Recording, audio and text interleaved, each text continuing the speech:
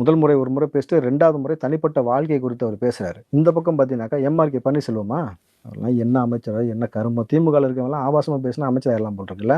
அப்படிதானே இருக்கு இது வரைக்கும். அந்த நாய தூக்கி வெளிய போடு, எஸ்சி, ஓசி, மலமல்லும் சமூகம், கோமுத்ரா, நாய்கறி இப்படிதானே பேசிட்டு இருக்காங்க. இதுல வந்து இப்ப என்னது பட்ட நாமன்னு ஒரு ஆள் பேசி இப்போ அமைச்சர் பதவி போச்சு இல்லையா. இப்போ இதே போல எம்.ஆர்.கே. பன்னீர்செல்வம் விஜய் குறித்து அவர் கட்சி பேரை கொடுத்தே வந்து திரிஷா, கீர்த்தி சுரேஷ்னு சொல்லி இவ்வளவு மலிவா கேவலமா பேசினா உங்க புத்தி முழுக்க எங்கடா இருக்கு? நீங்க இதைத்தான் பெரியார்ட்ட கத்துக்கிட்டீங்களா? இதைத்தான் கலைஞர்ட்ட கத்துக்கிட்டீங்களா? பகுத்தறிவுன்றது இதுதானா? நீங்க தான் சமூக நீதி, பெண்ணியத்தை பத்தி பேசக்கூடிய விளக்கணீங்க இல்லையா?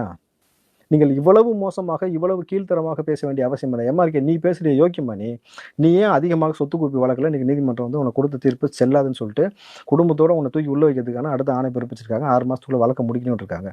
தனிப்பட்ட முறையில் நீங்கள் வந்து ஒவ்வொருத்தரையும் பேச வச்சீங்கன்னாக்கா, விஜய் அவர்களுக்கு இதை செய்வதற்கு எவ்வளவு நேரம் ஆகும்? உங்க விஜய் களத்துக்கு வந்துட்டா